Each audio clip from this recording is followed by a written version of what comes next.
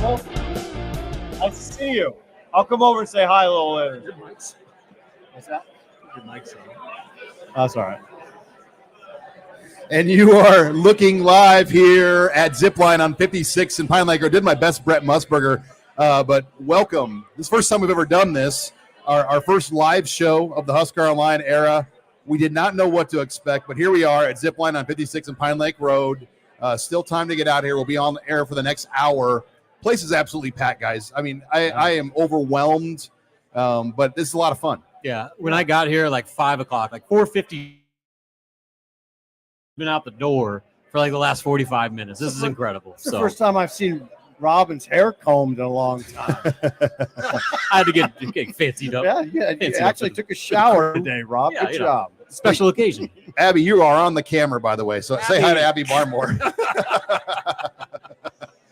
But we're going to try to format this like a normal show. Okay. But it's a live show. And usually if you watch our show, we do the live shows in the post game. But this is going to be more of a preseason special. And let me tell you guys, I've done a lot of talks in the last week. There is so much interest about this team as we get ready for the start of the season. Fall camp is in its third week right now for Nebraska. They will scrimmage again on Saturday. Guys, I mean, you think about just the different storylines. If we get the TV sound turned on in the back, off in the back, I'm sorry about that. Or do we have some feedback? Sip, I think your mic is, or your volume's on. Little technical problems with Steve. Did he take the Harley here? Computer. Oh, you're muted. All right. Okay, We're I good. think we're good. So, fall camp, Sip. Fall camp. No, I don't have the Harley here, number one. But I drove the little pickup, Sean. You did bring missing tooth Greg. Yeah, I brought my technician just in case. Does all my engine work, okay? But yeah, no, I made it here, Sean. It was no problem. No, I've talked about the season though, and I think why there's optimism. Obviously, the team's improved. Year 2 at Nebraska with head coaches, we've seen success. Really, almost every head coach has had success in year 2. Frank Solich almost won the national championship in '99. Bo Pelini almost won the Big 12 championship in his second season. Bill Callahan beat Michigan, Alamo Bowl, his second season. Mike Riley, his second year, they went 9 wins. Played in the last bowl game Nebraska's played in. Even Scott Frost in his second year, that was supposed to be a good team. And the season didn't go great for that team, but I think it sets up. And when I look at this team going into the year, the schedule, I really think you have to start with the schedule. I mean, you can't ignore the data. Nebraska plays one team in their first 7 games that went to a bowl game, Rutgers. So look, there's no such thing as a favorable schedule, but in today's Big Ten world, this is about as favorable of a schedule as you're going to draw for Nebraska. It is. It's a good roster. See, I always start with the roster. They have a legitimately good team right now. I mean, there's nobody in the world that has a perfect team, but it's good. There's not many holes. There's stuff that you wonder about a little bit, but really, if you look at the defense, really across the board, it's really good. Now, it's interesting because it's a very good defense with a lot of very good players. I don't see elite. I wonder if they can be an elite defense without an elite player, without a Sue, without a David, without a Randy Gregory, guys like that. That's why I always say I wonder. Then you also wonder, could a guy rise to that level? I mean, my players develop. I mean, we've seen a lot of it. Could a Nash develop into a first-round type player? Ty Robinson. Could Tommy Hill, could Ty Robinson, could those guys elevate and go to another level? And then, you're more apt to have a legit top 10 defense. Yeah. What's encouraging, too, when you look at this staff last year, they developed guys that we weren't expecting to make contributions.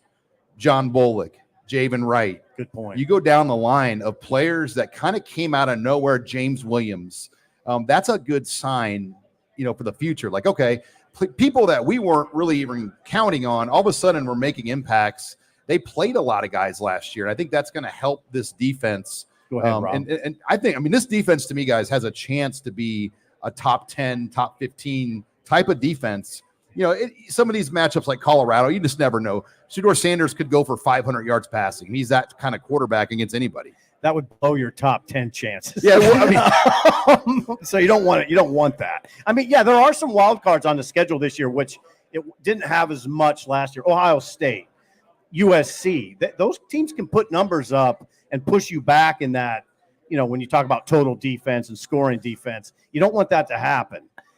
So, that's what we're going to see. It's a very interesting season. Yeah, the lack of star power right now on defense is probably the one thing that is maybe holding them back from hitting that elite category. But I could list probably about 6 or 7 guys that are right on the precipice of getting to that category. You mentioned Nash, you mentioned Ty, put Jamari Butler in that category. Oh, yeah. You got John Bullock coming back, who just played 1 year of college, and he was third on the team in tackles. So, they've got guys at all 3 levels that are ready, like right on that cusp of kind of taking that jump to becoming the all-conference type of player that you need to be an elite level defense. Because they were good last year, and the only reason they were remotely competitive, but for them to really take that step, the offense obviously needs to get better, but I put just as much onus on the defense taking that next step and being more of a game-changing unit. And we want to thank everybody again. We got a full house here. Let's hear the crowd here tonight.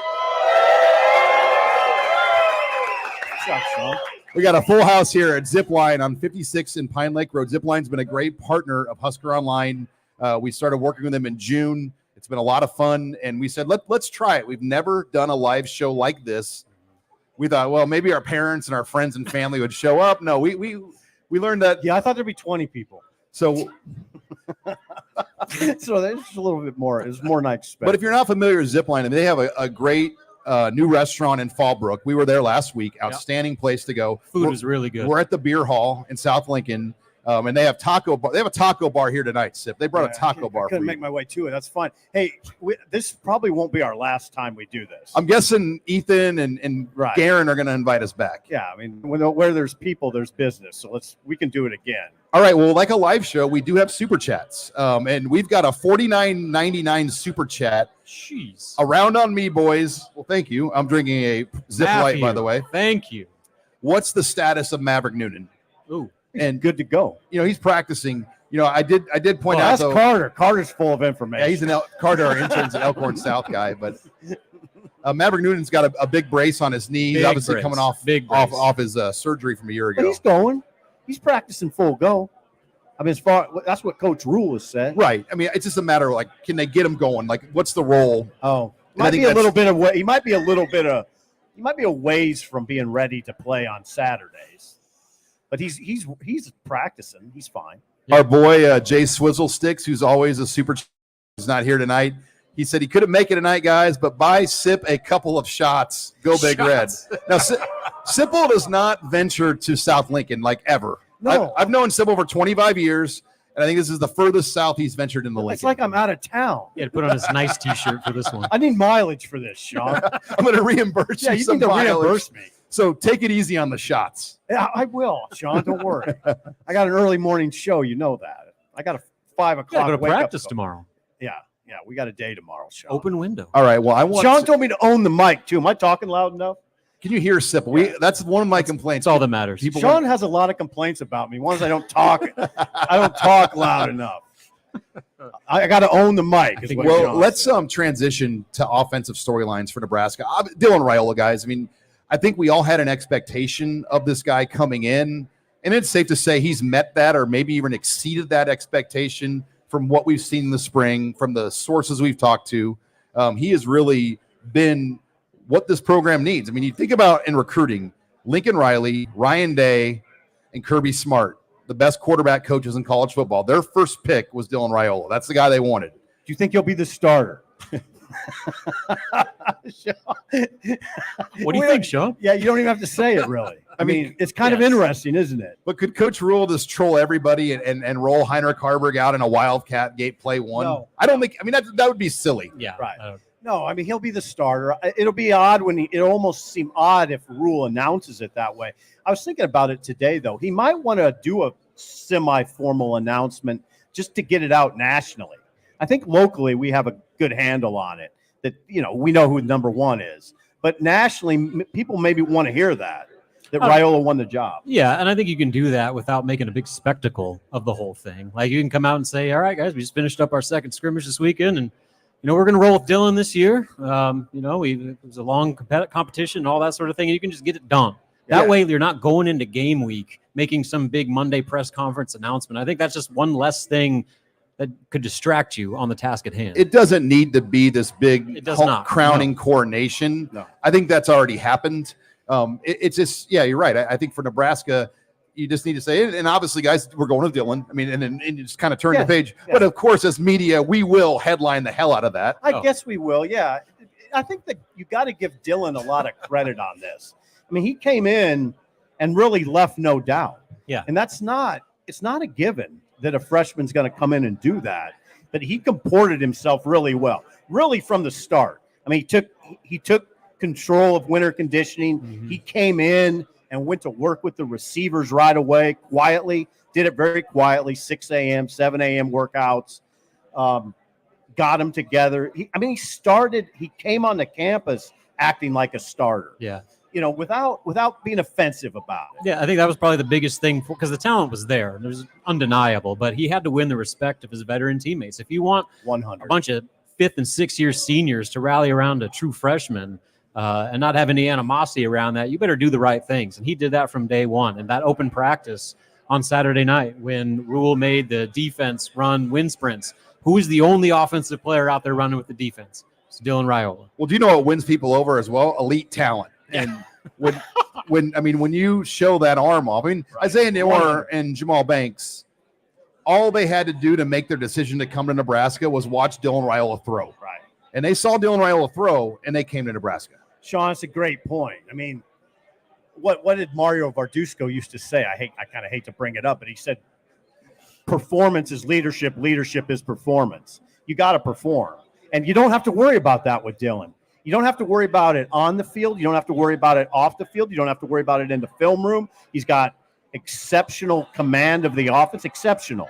He'll be exceptional at the line of scrimmage, and then he's got the tools. It doesn't need to be a popularity contest either. I mean, we've seen Tommy Frazier, one of the greatest quarterbacks of all time, was not a captain of the team. Mm-hmm. No, it doesn't. I mean, I think Dylan. I don't know. It's probably because of his background, his father and his uncle. He kind of just seems to know what to do, right, Carter? He's about as ready as shake your head, Carter. Ready as you could ask for a true freshman to handle all that comes with his role, his name, his recruiting profile, to be able to handle himself the way that he has. I mean, then you add the fact that he's 6'3", 230 now. I mean that helps. Big boy. He's got a baby face, so I have to remind myself sometimes he's just a freshman, and when he's standing at the podium, it hits you. Yeah, he's still just a kid. He's barely shaven. I mean, he does have that little beard, but I have to remind myself sometimes that is just a freshman. Yep. Got a couple more super chats. Judy Small chimes in. Sip, drink up. You can sleep when you're dead. I gotta get up at 4:45. All right, 4:45. Blah blah. I'll have one. Okay. And Sipple, another super chat from Jeremy said, is that heaven on Sip, or is that just the sunlight shining on you? It's heaven. The spotlight follows him wherever he goes. That's heaven. It's a bull trip. That's heaven. Yeah, that's Nashville. That's what that is. you want to play in LSU in Nashville, December 30th. How does that sound to you? That was the first. Sean? That was the first bowl prediction from CBS today. Nebraska, LSU in Nashville. By the way, On3 headquarters in Nashville. So how's that sound to you, Sean? I'll take it. Yeah, I'll take El Paso. Yeah, I'll take Detroit. You take El Paso. I'd take El Paso. I don't know about Detroit. Let's not go too far with that conversation. Yeah, if we're going to go somewhere bad, let's go in the warm weather bad at least. All right, I want to hit running backs because I do think that is kind of an unknown. I mean, we know the group, but you don't really know what the result's going to be. Can Emmett Johnson push out? Could Ramir Johnson put a full 12 games together, which he's really never done at Nebraska? He's always kind of battled injuries. Same with Gabe Ervin. He's never really put a full 12 games together where he's been the guy. So to me, that is one of the mysteries. What will the final result be of that running back room? And I don't know if you guys agree, but I think those are probably the three guys. Dante Dowdell will get reps. The three. I mean, Dante Dowdell could theoretically redshirt and play 4 games. I mean, that's probably still a young guy. Yeah, he should have redshirted at Oregon last year. Mm-hmm. Yeah, so I mean, I think there's not going to be a bell cow. Whoever's the starter, there's not going to be a guy getting 25 carries a game. It's going to be a committee approach. And the good thing is that all three of those guys do something different. You have Gabe Ervin that brings that physical power element. You have Ramir, who has the experience as a pass-catching third down type, who can run with a little power in his own right. And so can Emmett Johnson. So, like, that trio regardless of how the pecking order is on that depth chart, I think you're going to utilize all three of those guys early and often this season. I say it all the time, but I'll say it again. What I like about that room, now it's not blessed with star power. It's not. But they're all tougher than hell. They all run really hard. You don't have to worry about them tiptoeing to the line of scrimmage when it's time to run between the tackles. They'll hammer it at you. And I love that about it. Ramir's even like that. Littler guy, but I can remember as a freshman when we were at Maryland. Yeah, go watch that tape. And they cut him loose between the tackles, and man, he attacked. He always attacks. That's what I like about Ramir. That was his fourth I would game watch over here. Ramir too. I think Ramir could be if there's one guy that emerges, I think it would be Ramir. I agree. I think E.J. Barthel tipped his hand a little bit there. And he said that he's playing the best football I've seen. Right. And now, look, Emmett's good. Emmett Johnson's a good back. I'd love to see somebody really take control, and Emmett could do it. It's all about, you know what it's all about? Getting more than what's blocked. Those guys have done a good job of getting what's blocked. Got to get more than what's blocked. That's what you want to see now. Second level. Yeah. That's what Rex and Amir and the great ones have done. Amir especially. Yeah, those guys for sure. All right, guys, receiver for Nebraska. I believe that will be the most upgraded position on this team, along with quarterback. But Jamal Banks, Isaiah Nayor, Ja'Cory Barney, home run newcomers, and then you had Isaiah Garcia Castaneda back, Alex Bullock, Carter Nelson in that crew, Jalen Lloyd, Malachi Coleman. I mean, this has the chance to be as good of a receiver room as we've seen in a while at Nebraska. Yeah, go ahead, Rob. Well, and that's been the difference so far. I mean, regardless of quarterback play, how many times have you seen a game-changing receiver just go up and win a 50-50 ball and break a tackle and get the yards after catch? Right now it's been catch the ball from a 7-yard hitch and you're tackled, and all of a sudden you're looking at 3rd and 2, you don't get it and you punt. So this is the difference. They have guys on the perimeter that can make plays. You watch Isaiah Nayor. He is a Quincy Enunwa type body that they haven't had in a long time, which is that physicality, not that athleticism. Jamal Banks is a proven commodity. He was an all-conference level player in the ACC. So, I mean, they've got guys that have done it. And I think that's been the biggest difference. Last year, they were relying on just a bunch of babies that had to learn the hard way. Yeah, they're really blessed with size and strength out there. And I think the blocking element will be really important. They'll throw those quick outs to the sideline and get 7 yards on first down. I've been saying it all offseason. I think the screen game is going to be so much better. That's my prediction on the first play of the game. Inside screen? Outside screen. Outside a pre-snap read where Dylan just looks at the coverage and takes 5 free yards. Yeah. That's the first play of the season. Well, they can do that better this year because those guys are big, strong blockers. I'll buy you a Zipline in the HuskerOnline office after the game. Okay, that'll be great. And how do you make up for pass protection? Get the ball out. Yeah. Quick. Yeah. Well, that's our next topic then. Yeah, will there be pass protection issues? And we didn't hit on Fedoni, but he's going to have a great year. But I do want to – we have to talk about the O-line because they went into the year, guys, with 7 linemen that have started or played high-level Power 5 football. They're already down to 6. Teddy Prohaska's out. Hindler Toski's been out for camp. Turner Corcoran's been limited in camp. So that 7 is now down to 4. And I think that's been kind of the biggest worry early on.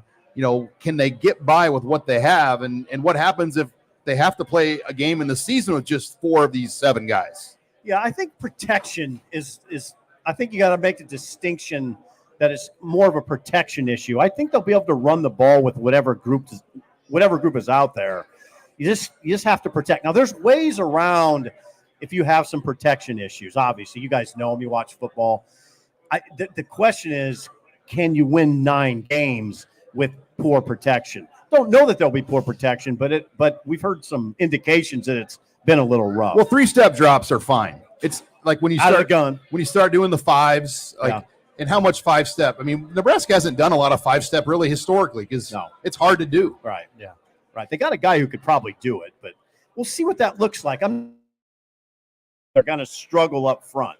I'll see. We'll see. The games start here pretty quick, August 31. You'll get a good feel for it right away. And one thing you got to keep in mind is every report you hear from camp about the offensive line struggling, well, they better be struggling. You're going against the strength of Nebraska's entire team every day in practice against that defensive line that we just lauded opening the entire show. So, that, I think, is to be expected, that there's going to be struggles when you face a unit every day that good.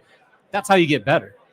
All right, and I want to put Micah Mazuka. We don't talk about him a lot, but I do think he is going to be one of the more valuable transfers they brought in. I do too. I mean, he slipped in out of the under. I mean, first of all, him going in the portal again was a surprise, and then just randomly picking Nebraska. But his brother's here on the team. His brother's a running back. I think Mazuka could end up being one of their best linemen. Yeah, the interior looks really good. I mean, those three guys, when you talk about Mazuka, Ben Scott, and then probably Justin Evans, I think, and when Latovsky comes back, he gives you another body in the interior. It looks like they can hammer people with those guys, and that's good. That's good. They should be able to move the line of scrimmage. I mean, I just want to see the line of scrimmage consistently move. How often have we seen it in the last several years? Not nearly enough. You don't. It's so you see it so few times that when you do, it's like, man, they just move the line of scrimmage. All right. Well, thank you everybody again for joining us here. We're at the Zipline. We taking a break? Beer Hall on 56 in Pine Lake Road. We got a packed house for the HuskerOnline Live preseason.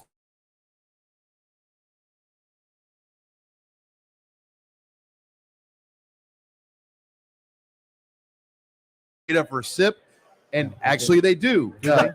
Zipline now, they used to not have liquor here, but they do have a full bar here now. Oh, yeah. So if you want a margarita, they will make you one. I might make my way up there. You might need Greg to go get you your margarita. You need $20? $20. It's a $40 margarita. But guys, let's talk defensive storylines for Nebraska, because we talked earlier. I mean, this is the strength, but that defensive line has the potential to give people a lot of problems this year.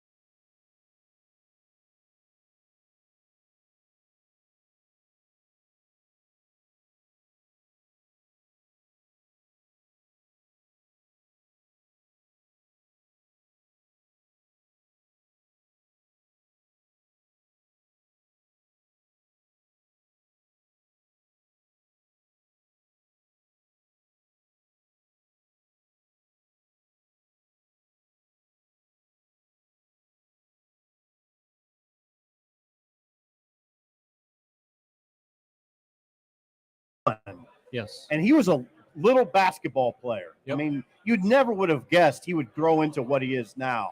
And now what you wonder about him is, could he be the guy that gets 8-9 sacks for Could. It'd be nice to see a guy firing in.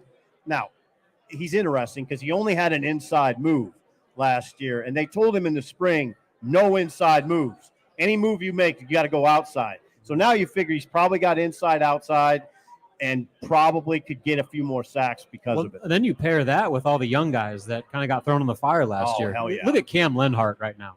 Oh, I know. I mean, talk about guys making gains. Like, he's got like one of those necks that could just connect straight into his shoulders. Yeah, and then Princewell put on 22 pounds of muscle. Like, I mean, they got guys. MJ Sherman looks like an absolute monster in that jack position. Like, they got a real defense. They've got a real defense. And Riley Van Poppel seems like kind of the next man up. Sua Latofu. Who's that? Keona Davis has been getting all sorts of praise. That's a guy that they're really high on. Oh, so, my God. So we talk about this top group of these really seasoned veteran players, and then there's a whole stash of young talent just waiting to break out. So, I mean, that's a ton to work with up front. Well, I thought linebacker was the big question, but, you know, getting Bullock back was huge. Javen Wright is as healthy as he's ever been. Those are the two. But then Vincent Shavers. Yeah, Shavers can make an impact. I mean, they wanted Stephon Thompson to be the guy, but it feels like Shavers has just vaulted over Stephon Thompson. For sure. It's very established at the top. Right. It's Javen Wright and Bullock. Now you wonder what Shavers can GBR. do. Oh, yeah. Now, GBR's, he gets lost in the discussion because he plays multiple positions. And they play him at jack, too, right, Carter? So he gets a little lost, but he's like a starter. Yeah, those three. And then you just wonder what Shavers can do. He's the X factor. He's the X factor, and here's why. It all comes down to trust. Can you trust him? Because you can't bust and have some guy from Illinois run 70 yards on you, and now you're in trouble. I mean, they played true freshmen last year. They did pretty well. That's before true. Lenhart got hurt, before Princewell got hurt, those guys were holding their own. Yeah. But then it's the physicality aspect. What did both of those guys say when we talked to him this spring and Oh, they got fall. pushed The around. hardest lesson is like the Big Ten's a different animal. And there's a reason that they bulked up 15, 20, 22 pounds of muscle because they knew they had to. If they wanted to be an every down defender in this league, you gotta grow up. Try setting the edge at 230. Hard to do. Hard to do. And I think year 2 in the weight room with this staff, with the roster, I mean, they're set for it now. And James Williams had a great analogy. He said last year he felt like he was using 100% of his energy on every play. And then he'd look over and see like Ty and Nash, and they're using like 70 or 60%. And so that's the difference right now, where he had to give everything he had just to be able to stay on the field. And so that was kind of a driving focus for pretty much everyone in that entire defense, but especially in that front seven. How you doing over there, Sean? We're doing all right. We lost sound for a second, but we're back. Did we? Uh-oh. A lot of bandwidth in here. Yeah, I was a lot of bandwidth, but that secondary too. I mean, the D line is a strength, but the secondary is equally a strength. It's good. I mean, I don't know. I thought for a time early in the off season, it almost felt like people would say that the secondary was the strength, and then it started to evolve a little bit. Where I'd say the secondary's the secondary strength, if you will. It's still really good. Sipple is getting a margarita. Thank you. Show him that drink, Sip. Sipple, give the people what they want. Sipple on the margarita. I like a cup of margarita. That's trouble. Feels like I'm in the Caribbean. Thank you, Ethan. That's nice of you. You've never had so many people watch you drink a margarita before. Yeah, I'm not going to drink it right now. It's a metal straw. It's nice. I'll try. I guess I'll just try. take a drink. Give us a taste test there, Steve Sipple. Yeah, that's good. Okay. Yeah, that's Caribbean. Sipple good. approves. That's Caribbean good. I appreciate it. But hey, guys, John Butler too. We haven't even hit on John this. Butler. You know, it has been about as seamless of a transition of a position like that you can ever imagine. I mean, you essentially have your DB's coach resign in July. A week later, John Butler's here, and it was just like status quo. Nothing really seemed like it was affected by this. Butler and Glenn Thomas really remind me of each other. They're very similar age. They're very nondescript, very no nonsense. Very, if you watch them in practice, they're not look at me guys. They're just doing their work. They're the kind of guys that Coach Rule likes. They really remind me of each other. Very under the radar. Prefer it to be under the radar. You don't have to talk about me. I'm just going to do my job. But hey, you watch John Butler on the way he coaches. It is nothing but intense. Like there's not a wasted second with that group. And like with his NFL experience, I think that helped with that seamless transition. When you got a guy with that resume that shows up and all of a sudden, hey, I was coaching Micah Hyde with the Bills and, like all these guys in the NFL level, like his word weighs a little more. And so I think that helped with that. And then I will also credit the veteran leaders in that secondary, the Isaac Giffords, the Marquise Bufords, the Deshaun Singletons. Yeah. I mean, his resume is better. If they don't have that room, I wonder how that is handled because, they had a big adjustment there late in the year that if they didn't have the right players in that room to help smooth things out, I don't know if it goes as seamless as it did. All right, well, before we bring Abby Barmore into the show for a special mailbag, thank you again for joining us here at Zipline Beer Hall, 56 in Pine Lake Road. We got a full house. Let's hear the crowd. I need another margarita, Sean. Oh, did you already finish it? Hey, Greg, you got to get Sipple right home now. Yeah, no, I'll be fine. Yeah. Let's bring in Abby Barmore, as we always do. She's got a mailbag. And, Abby, have you gone around the bar and got questions from fans live? Oh, hold on. You're not up yet. That's my fault here. You're up now. Sorry about that. I definitely tried, but I got a lot of great ones from Grant Hansen, our former intern. So shout out to Grant. You rock. All right. Where are we starting off, Abby? Okay, first one. What will be Nebraska football's biggest challenge this year? I think they haven't won 3 games in a row since 2016, good guys. One, Sean. That's a good one. I think just understanding winning and handling it and getting to that point, because this program has taken 2 steps forward, 1 step back, 2 steps forward, 1 step back all too often. When they have momentum, they have found ways to take steps back. Can Matt Rule be the first coach since 2016 to be able to get a team to win 3 weeks in a row? I think that's a good one. I would say there will be an initial challenge to handle, and that is Colorado. Sean, I'm going to say Colorado is the game itself is a challenge, but just everything that goes into that will be a challenge for these kids to handle. It's going to be a massively hyped game, and a lot of these guys haven't been part of anything like that. Yeah. So I'll be interested to see how they handle that. I think that's the initial challenge. Other than UTEP, which you can't overlook UTEP. No, I mean, besides just the pressure and the opportunity of not taking advantage of that opportunity, how do they handle adversity? What happens when, they're playing Colorado and Dylan Raiola gets sacked and they go 3 and out on the opening possession? And you're down 10 zip. He has not been hit all offseason. He's not taken a hit at the college level. We do not know how he's going to react when things aren't going well. And so that, with any true freshman, but especially at a quarterback, the one that you're kind of hanging your program on, his significant as anything. All right, did we have a write-in mailbag question, Carter? That's hey, give us a Abby. We got a write-in. Uh-oh. We got a legit mailbag question. Show, the Abby. coaster. Cameras. Sorry about that, guys. Oh. Did we? Am I good? I just froze everybody's cameras. I'm good. Okay, we're good. Here's What do you our got? mailbag question. Okay, Tony White said Isaac Gifford could be the best defensive player in the country. Why would he say that? What is about Isaac? I mean, Isaac is a pro. Isaac Gifford is a pro-level player. There's no doubt. It's just he's got a maturity level, a process, an edge. And Nebraska football means a lot to him. That's a good way to put it. I think it's two things. He has a hard edge, what did Butler say? Butler had a great quote about him that when he thinks about what Nebraska Cornhusker football means, he thinks of guys like Gifford, because Gifford probably comes to the office every day ready to roll. Well, I know he does. So I think it's that, and he's got some talent too. And who was the first guy that's publicly spoke up when Cooper news hit? It was Gifford, who posted that tweet about basically everybody rallying together. So, when you talk about a player that embodies everything that Tony White wants this defense to be about, it's Isaac Gifford, both with his play on the field, but more importantly, his leadership and just his veteran presence in that room. What do you got next, Abby? Next one. Who is the most underhyped player on the team? Underhyped. It's hard. Okay, that's a good Carter chimes in. Justin Evans. Carter from the Peanut Gallery. Carter is one of our great interns, by the way. He does great work for us. No, Justin Evans is a dog. Those Raiolas love him. I mean, Donovan loves him.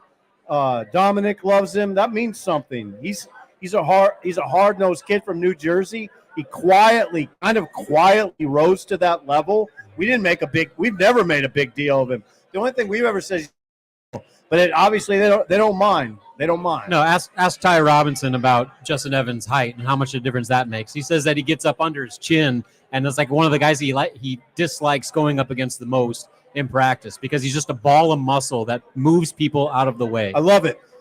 He's Jersey tough. Yeah, he's New Jersey tough. He's not a me guy. He just goes and wins the guard job, and now let's go. I will say at kicker, John Hall is kind of an under-the-radar story to watch because he came out of nowhere, joined the team, and he could have a role this year, maybe on kickoff specialists, depending on the health of Alvano. Yeah, well, because with the kicker, Alvano's injury, it was like the big kicks, and so if you can just reduce that, I mean, that's one way to get John Hall involved, and then if Alvano struggles, all of a sudden you got someone who at least has been on the field at this level and not just throwing him in cold. Boy, that's a tough job, though. That's a tough job. When you need a 42-yarder, you need somebody reliable. And do they have that? I think it's a question. Do they have that? I'm not talking about hitting a 28-yarder in the first quarter. I'm talking about hitting 42 in the second half when you need it. I'll go with John Bullock, just because his return, I think, didn't get talked about enough, how important that was to get him back. Yeah, obviously, he had a great year last year, and again, I talked about this, but that was his basically first time ever playing linebacker, certainly at this level. He spent 4 years as a safety, and then Matt Rule saw something in him and said, this guy could be a pretty darn good middle linebacker. What about Alex Bullock? I mean, never talk about it. Yeah. But he's the most veteran receiver. He's only the most productive returning receiver in that entire room. We never talk about it. Talk about a guy that gets overlooked. I do want to. We have one super chat I want to squeeze in here. Shannon chimes in with a $20 super chat. Am I crazy thinking that we could end up with one loss only? And I know it's just year 2, but we should have had 3 losses last year. Rule's second year has added 5 wins in the past. I mean, that's a very optimistic view. It's really optimistic. You're going to have to win a lot of close games. It comes down to that. Reversing that trend is, and that's why they have, I mean, their whole basic mantra is chasing 3. There's a reason for that. And it's not just Nebraska. It's all over the country. You got all over the country teams not named Georgia and Ohio State. There's a few teams that this doesn't apply to, but most teams you got to be able to win close. Because that's the way college football is now. I know people hate getting likened to Iowa, but that's what their program is. They just figure it out. They find unique and varying ways to win, blocking punts, returning kicks, pick sixes, fumble recoveries. Even if their offense is the worst in all of college football, they figure it out. They find ways to win. I think that's been such a message for Matt Rule, why he's pushing the defense. Don't go out there and just keep us in games. Go out there and win games. I love Rule. Go make game-winning touchdowns. Score points. Right. It's what I like about Rule the most is his emphasis on situational football and his emphasis on we have to reverse this trend. No doubt. It's not just talk. He hammers situational football harder than anybody I've ever seen. And a lot of that is designed to win those close games. Abby, what do you got next? Okay. Which loss would be the most concerning, excluding UTEP and Northern Iowa? Which loss would be the most concerning? Most concerning. Okay. Excluding UTEP and what? Northern Iowa. Oh, okay. Colorado. Yeah. Colorado is going to dictate the entire season, one way or the other. Ooh, I don't know if I'm going that far. Hey, they win that game, all of a sudden you're looking at 7-0 as being a real possibility. I mean, the reason I hate doing that is I hate putting so much on one game because it's look sort at the of last 4 or 5 years. How many times has that one early game I just know, but I feel like it's derailed the entire season? This one's set up, though. It's a night game. It is. It's a real stage. hold on. That's why it's so important. I feel like it's disrespecting the team that they can't withstand a loss. Well, what have they done to prove otherwise? Well, I have more respect for these veterans than that. So there's 2 for me that they have to have this year: Illinois and UCLA. Illinois Friday night game, 400 sellout in Lincoln. 100. They got to get that game. Yeah, you can't lose the 400 sellout. And then go on the road the next week. And then you get Deshaun Foster. We're in LA, coming to Lincoln to play Nebraska in November. You can't lose to UCLA and Lincoln in November. I understand where you guys are coming from. I just hate the sentence, you can't lose. You're going to lose, and you have to respond. Those are 2, though, that would hurt. They would hurt. They would hurt. All right, Abby. You should be able to afford to lose without the season going in the tank. It shouldn't be that fragile. Shouldn't be. Right. But it has been. What do you got next? You got any more? Okay, our next one. I have to ask, what is your prediction for Nebraska's record this year? Ooh, the record prediction. We have not done this. Shoot. I can put it on. I've been saying it was 7-5, and that's a conservative approach. You don't want to get yelled at by people, right? Because anytime you say anything more, it's like the media pumped you guys up. So like 7-5, but you could easily talk me into 8.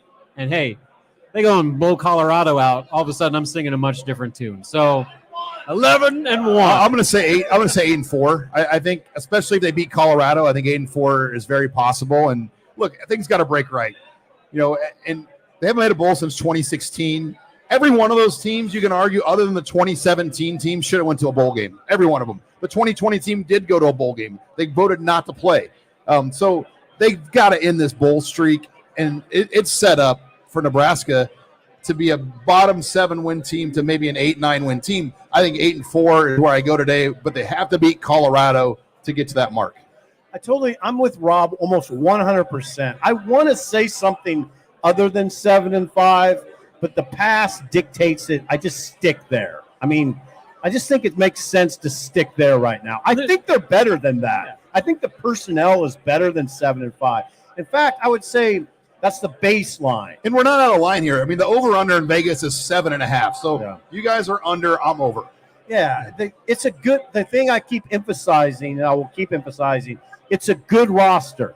And if you squeeze all you can out of this roster, it should be in a good bowl game. Should be. It's all about coaching. I mean, that's what coaching is to me, is getting all you can out of the guys you have. And if they get all they can out of this group of guys, if you got all you can out of them, you might be 9.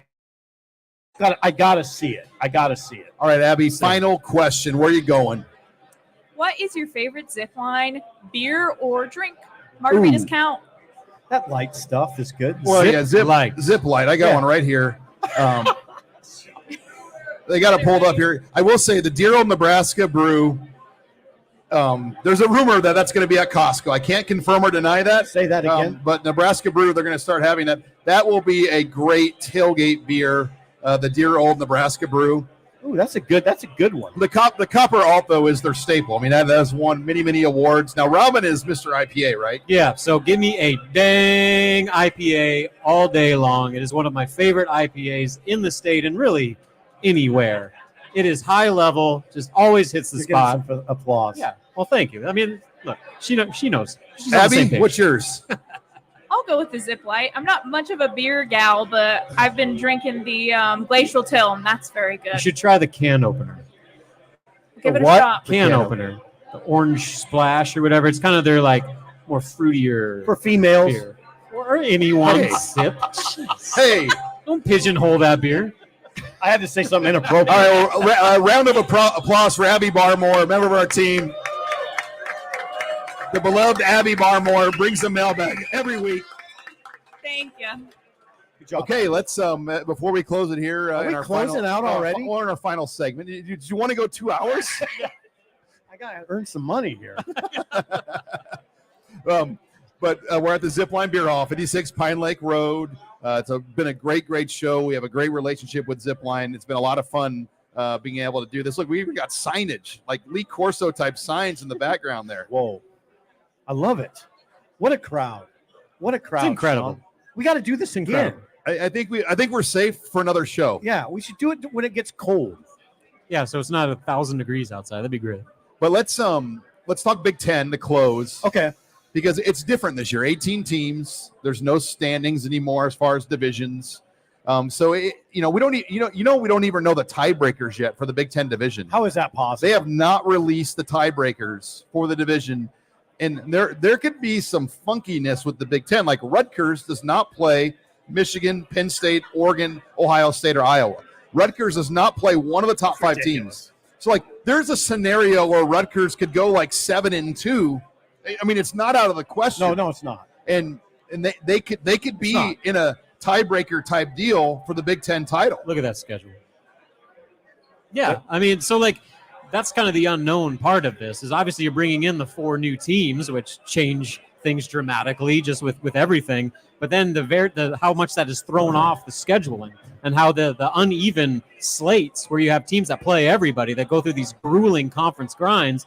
And Nebraska's kind of on the right side of this year. But what happens when they play all of them? Where do they have to go to Oregon and host Ohio State? Like all these things. Like so that is kind of the confusing part of it is how this coast-to-coast league is going to impact scheduling and the balance of level of competition teams within the league are going to face compared to one another. Right now, it's pretty cut and dried. It's at the top. I mean, it really is. Ohio State and Oregon. I don't have to go on about that. What I wonder about is Penn State. Is Penn State, are they a certain playoff team? It feels like they will be, but that means 3 from your league for sure. Penn State's a fascinating story.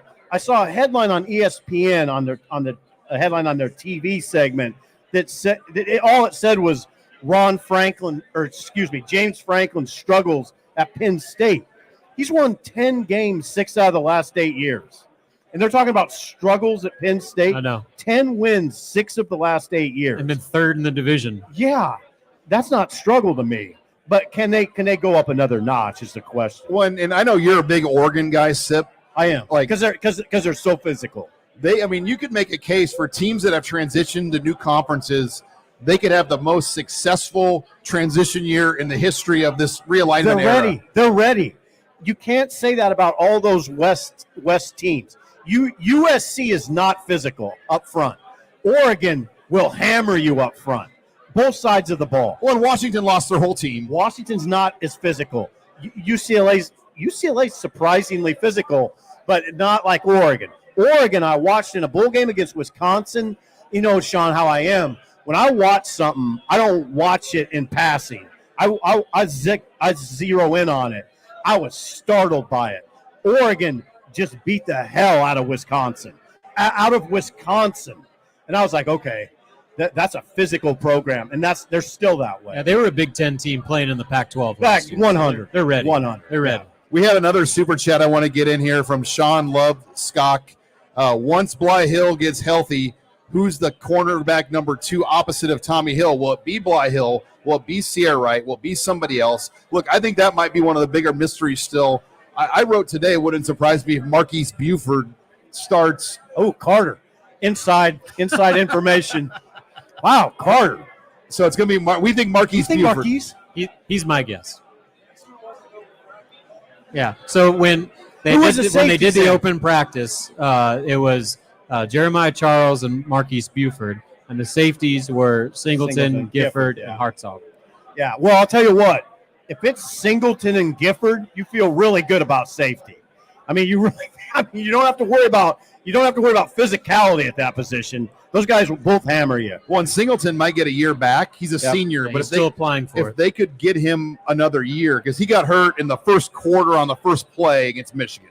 I just think that's a defense that doesn't have a hole. They have no holes, especially if Buford's that other corner. I mean, the only hole is do they have a guy that can get 10 sacks? But do any teams? Very few do. And there's not a lot of Aiden Hutchinsons running around out there. And you can make up for it if you have a couple guys get 7, I mean, so I think they'll be okay that way. Let's talk Michigan, too, because they won the national championship. They lost their head coach. They lost a lot of their team. Yeah. And they play one of the tougher schedules in the country with a game against Texas. And Fresno State to start. I mean, I feel like it could be like a 1998 Frank Solich type year. That's a good comparison. For Sharon Moore. Yeah, good comparison, except what did Nebraska win that year? They won 10, 11? 9. Yeah, they went 9-4, and they lost to Arizona in the Holiday Bowl. I was thinking, Were you in Tijuana that whole trip in San Diego? Yeah, you might be right. Michigan looks like an 8-4 team because of the schedule. Now, the thing that you can't discount, though, they're loaded on defense again. I mean, they are absolutely loaded. The game management and the grip that Jim Harbaugh had on games, that's gone. Maybe he had the best coach in the country. I mean, it's like Osborne. When Osborne coached, 100. He had a grip on the game. Yeah. Harbaugh had that. Urban Meyer had that. Not a lot of people do. Well, let's face it, Sharon Moore might get suspended for a couple games. He's dealing with NCAA issues right now. Right now in August with Fresno State and Texas coming up. He's dealing with NCAA stuff. It's not good.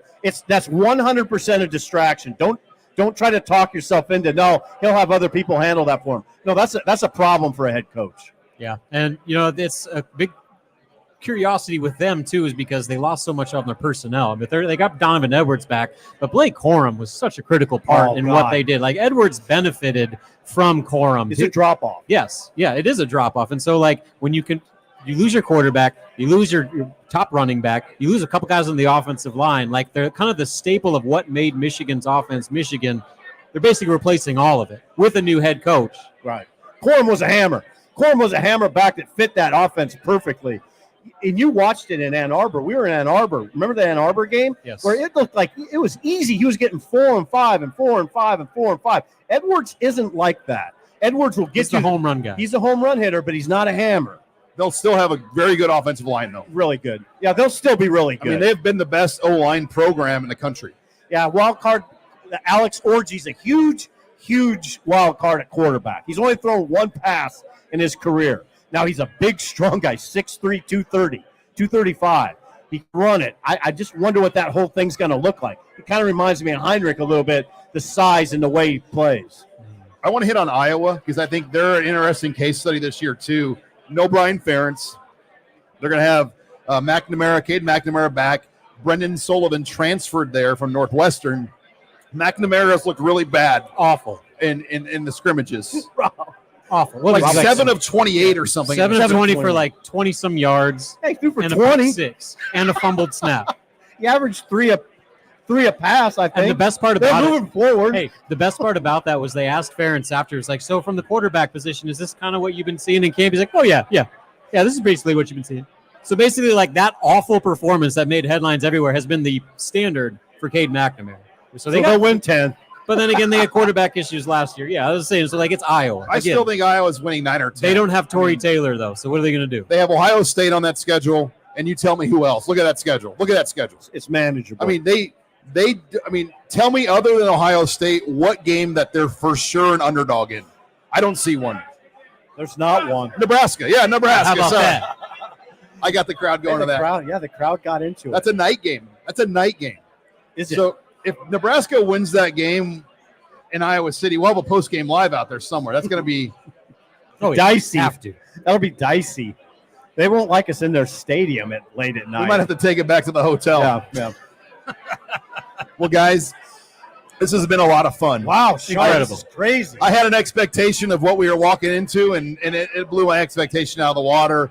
We want to thank everybody that came out tonight. Yeah, thank you, guys. This has been a lot of fun, and trust me, I think we're going to do it again. And I hope everybody shows up like this because we will do more of these shows if it's like this every time. We're going to need a bigger venue. We need a bigger venue. We'll get more bartenders. Yeah, more bartenders, bigger venue. We'll do it right. And I'll have an earlier margarita. And you'll bring your Harley. You'll bring your Harley. Yeah, I'll bring my Harley. Yeah. Harley rides from SIP. Well, that wraps it up for Abby Barmore, Steve Sipple, Robin Watchett. I'm Sean Callahan signing off here from Zipline on 56 and Pine Lake Road on the special Husker Online Live preseason show. Thank you, everybody, for joining us.